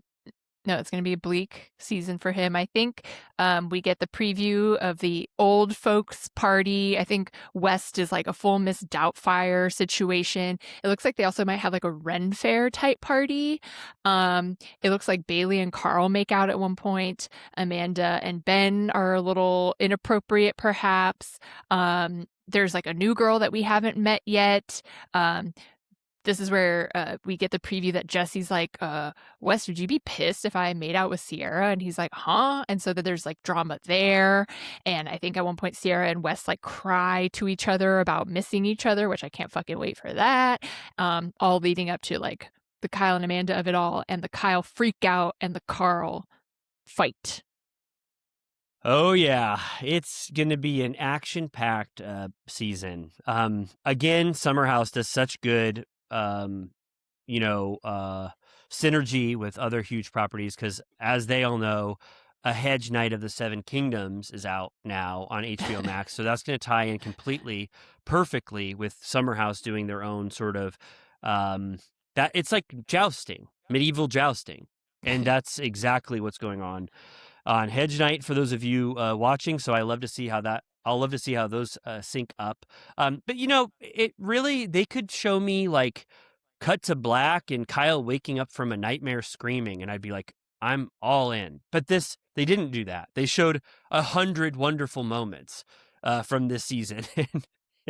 And it looks great. Awesome. Yeah. So I'm so excited.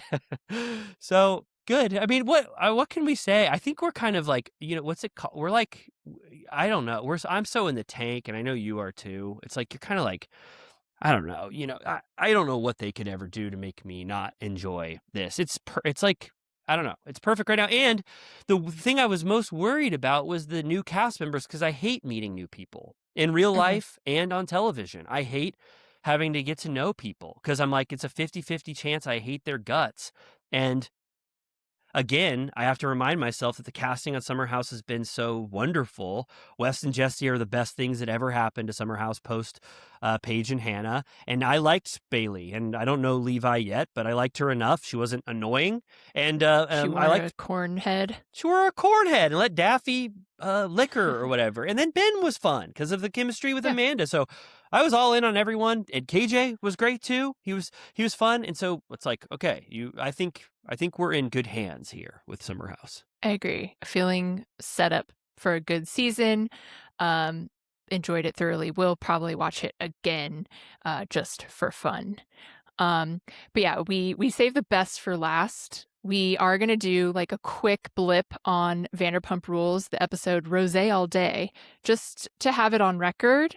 But I feel like there's just a few main areas that are worth talking about. They're still in wine country. Mm-hmm. So they're just doing wineries, party bus this whole time, basically. Yeah. And hanging out at the house. Yeah, it was funny. At one point, Audrey was like, it feels like we're in a movie at wine country. And I was like, Sideways, probably, right? Right. I went to a wine tasting recently, and he said something about Merlot, and I was like, well, until Sideways fucked it up. And he was like, yeah, what don't people get? He literally says that Merlot reminds him of his ex-wife, not that Merlot is bad.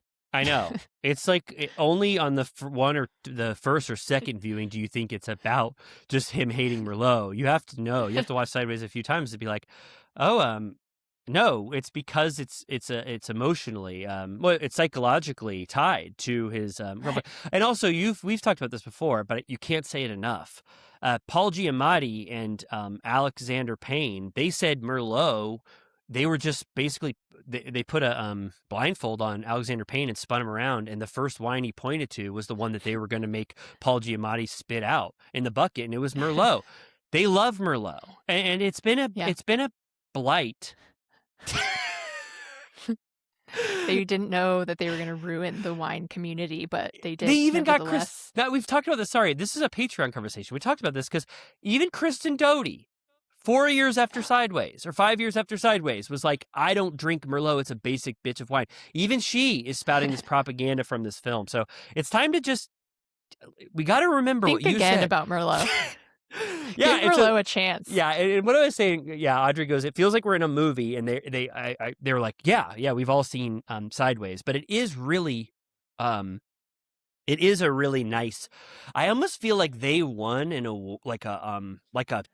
not a charity, but it feels like Make-A-Wish. They.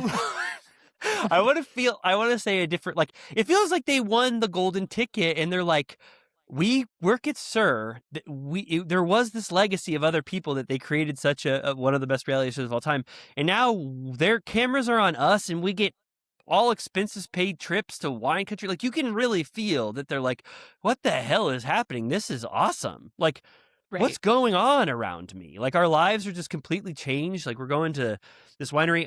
So you feel that energy a little bit, and we'll go quicker. But the main huge things that happen in this episode are very much Angelica related. Mm-hmm. She's kind of, in some ways you could say she is positioning herself as the villain of this season, wouldn't you say? I mean, not in a bad way, mm-hmm. but like, she's just sort of like, everyone has a problem with the ways that she's acting, even the people that she gets along with. Like, even Demi is like, why do you keep talking about that OnlyFans and the penis pump stuff? Like, it's enough, right. Like, everyone is sort of having to be like, what is going on with Angelica? Right. There's a moment where, she pisses off Jason yet again, where they're doing a group photo and she's crouching at the front and she goes, come sit by me, you little small man. And he goes, you're corny as fuck. And I was like, oh my God, he's so mad. Yeah, she goes, what does she say? Take a seat. She says, take a seat next to me, little man. You don't take up much space or something. And right. He's so pissed. And he's talking about that for the rest of the episode. Yeah, he's like, he tells Chris, he's like, I need to go off on her ass. And he's like, I'll totally have your back, bro. She also reveals to Shane that in 4 days' time, she's getting a boob job, which is enlightening, because I was wondering why I was so flabbergasted by her reunion dress. And I was like, because up until this point, she didn't have boobs like that. That's why I was like, how is this possible? Oh, right. Oh my God. I wasn't even thinking of that sort of timeline No. for her that surgery. Oh, there's some great, there's some great stray moments here. Like Shane does say they're all playing "Where did you have sex first?" and he goes, "I had sex for the first time in a sewer." And everybody's like, "Oh my God, how'd you get down there?" And he's like, "We lifted up the sewer grate and we had sex in a sewer." And then at one point, him and Angelica can't stop making out with Shane because they're just so horny. He's like, "Will oysters help me get? Will I not need Viagra if I have oysters? Because I want to get hard so bad." And then Angelica goes, "Oh God, I want to get you hard too. I want him to have oysters so he can get into my oyster." And then she goes, "What can I do, baby, to get you sexually aroused?" And then they start making out, and he goes, "I am hard." Everyone's like, "Dear Lord." And she goes, "Can I get you harder?" All at Tobin James Cellars. Can you guys relax? Yeah. And she goes, "What can I do?" And he goes, "You're the statue of what gets me hard." And so it's like he's saying there's nothing like wrong. There's nothing wrong, but she goes, "I am going to get that boob job, so maybe that will spice things up for you." But yeah, he's like, "I got to see the before the after," and she's like, "I might have to let you." Tobin Wines had an interesting slogan. When they come in, he goes, "If you're going to meet my friend, call me Toby, but if you're going to spank my ass when you get in here, call me Tobin." we should go there. I'm sold. I also just want to cover for a blip. I couldn't believe Lisa let them all miss World Dog Day.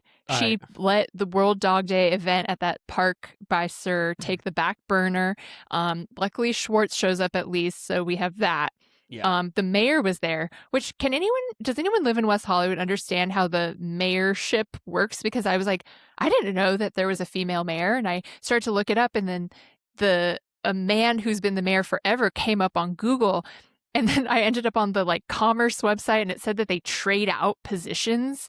So if anyone could comment on what's going on in the WeHo mayor's race, because I was surprised to see who the mayor was. Yeah. Oh yeah. Yeah. I couldn't figure it out on a 5-minute Google. So if anyone could tell me, please, thank you. Mayors, yeah. I don't really get into I don't know many of how the mayorship works and stuff. I was thinking of, is it not true that Idlewild, when you go there, isn't the mayor Mayor a golden Max. retriever? Yeah. But not technically, right? But how does that work? No, I think does he swap in? Well, also there's been multiple Maxes. Oh, of course, I knew that. Oh yeah. The mayorship has outlived the retriever. When you said, "How did everybody skip World Dog Day?" I was like, this is a new world. Almost these are new rules that Lisa has for these cast members, because never would we have missed a World Dog Day with the entire cast there before. But this is a huge one. This is the 8th annual. But she let everyone be gone, and like we already said, Schwartz pops his head in. He goes, "Can we take a selfie, Lisa, immediately?" And she goes, "Yes." And she goes, "Have you been working out?" And he goes, "I'm so glad you noticed." And it was almost shocking to see Schwartz on this iteration of Vanderpump Rules, even for that one little second. I kind of couldn't believe that he did it. Right. Just by himself.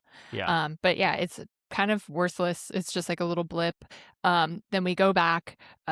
Jason is pissed at Angelica. He tells her that he's like, if I said something his choice of words for a comparable thing that he could have said to her is if I said, "Hey, get over here, little tits."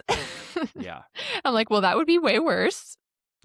Totally. Yeah. To me though, it is notable that Angelica can't stop talking about Jason. When they get into the psychology of it later and she explains things, I understood it more. But for a while I was like, what the hell is causing you to constantly have to denigrate him to everyone anytime he is ever mentioned? And that was kind of the last straw.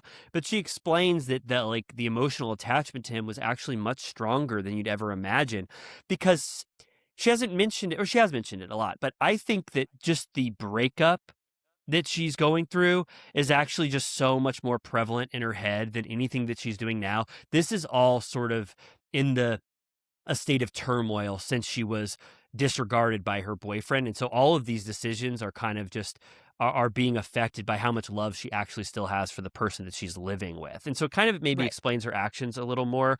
But then what I don't understand is that, well, they finally explain the OnlyFans gate. He goes, why do you keep saying incestuous? I know I'm proud of every single video I've put on OnlyFans, and it's never bordered on incestuous. And Audrey is pissed too, because she's like, those are such strong words. And I'm like, Angelica, you have to watch the video if you're going to talk about it nonstop. Demi saw it, but she only saw 45 seconds, and she was so horrified that she couldn't finish it. It's like, you have to watch the entire thing before you make a very slanderous accusation that he basically had sex. Due diligence. With his cousin. And Angelica hasn't even watched it. She read the spread open. God, this is going to get demonetized. She said the spread open butt, and they go, have you ever heard of sales? This is clickbait. It's marketing. Have you heard of it? He goes, do you know sales? Do you know sales? We do clickbait. Not honorable. I know. I was like, hey, for your OnlyFans content, like, don't tell them that you do fake. You write a bunch of fake captions if that you're never going to hear I'm going to see asshole, I better see asshole. If I put my PayPal in, my Apple Pay, and then it's just you guys getting a massage, I'm going to be pissed. Yeah.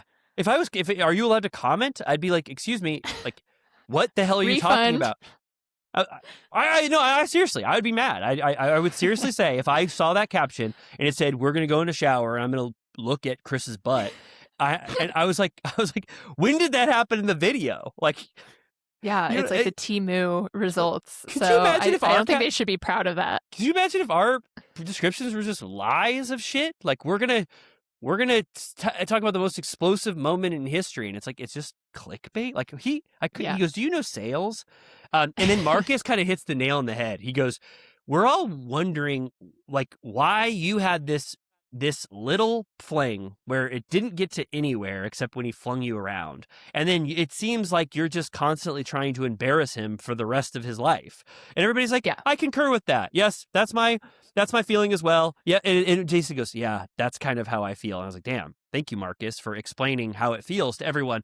And at a certain point, they all, Natalie, Demi, everyone is kind of like, Angelica, you've taken it too far. It's bordering on shaming.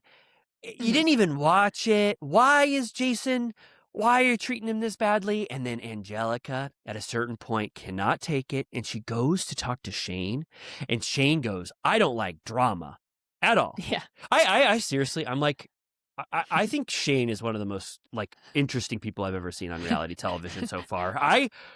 Because he's engaging, he disengaged, and then he's engaging while you just watch him play a video game at Tobin's Wine, because he's like, I don't fucking like drama like that. And then Angelica goes over to him, and you can tell he almost makes the decision to break up with her in that moment, because she's venting to him, thinking that he's going to be a shoulder to lean on, and he ignores her completely because he doesn't want anything to do with it. Right. Yeah. It's interesting. He seems, on one hand, you're like, he's a himbo, like he's just a good looking guy with no brains. But then whenever he talks about relationships, like he's so open hearted from his doing the program that he's very vulnerable and sort of just forthcoming about his emotional response to stuff. And the way that it's a little bit later, but the way that he talks to her about how them being together is a bad idea, he's very clear about it. Like, there's no bullshit. He's like being honest and being nice. And I was like, wow, yeah, like he is kind of an interesting figure. It was one of the most mature breakups I've ever seen in my life. I mean, I have to give it to him. It was such a mature decision, emotionally mature, respectful. I've never seen anything. It was the opposite of a New York City doorman breakup. So what happens just quickly is that Angelica is crying. She's crying on his lap. He's like sitting there, and you can tell that he's just like, what the hell is going on? Like, I don't want this. He can't defend Angelica anymore. And then Audrey is really sweet. Like, this is why I was kind of like, I'm pretty open to this Vanderpump Rules iteration. I wish it hadn't been done how it was done, but I'm like, I want to give this cast a chance, because Audrey, despite being the one who wants to stick up for Chris and is on the right side of history, I would say. She sees that Angelica's crying and she's like, I will still go over to you and console you. And she has a moment where she's like, even not as a friend, as a human being, I want to tell you that everything is okay when no one else did. But then they get back to the house, and this is when, after a couple things that Angelica does, Shane decides that he is not, that she is probably not ready or not really that he was honest about not being monogamous, and that he is not going to be able to be, I think, helpful to her in this relationship for a while. And so it's very, honest and brave of him in the moment to do it. And it's very clear cut what he's saying. Yeah. To the point where when he's like, I thought I could just be a fun guy she could kick it with. And then when he's telling her, he goes, so like, I don't think us being together romantically is a good idea. And so no making out, no mo.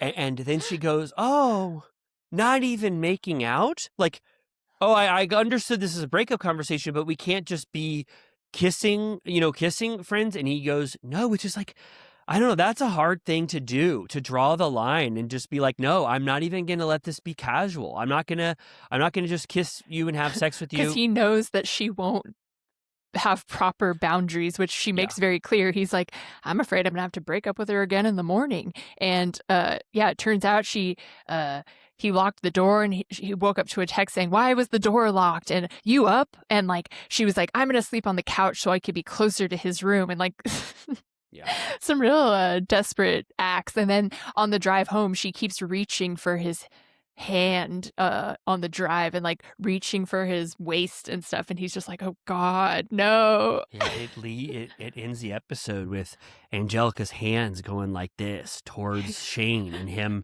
being like 10 and 2, I can't touch your hand.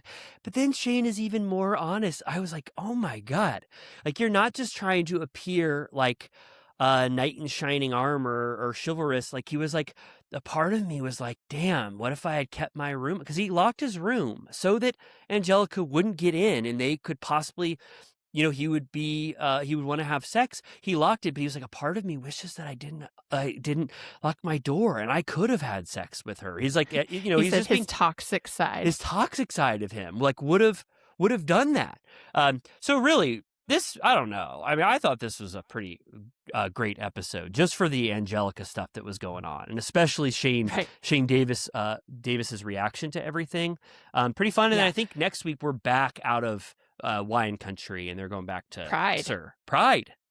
Yeah. Pride, Angelica, boob job. I also think they go to, speaking of Universal Studios, I think they go on the Jurassic Park ride.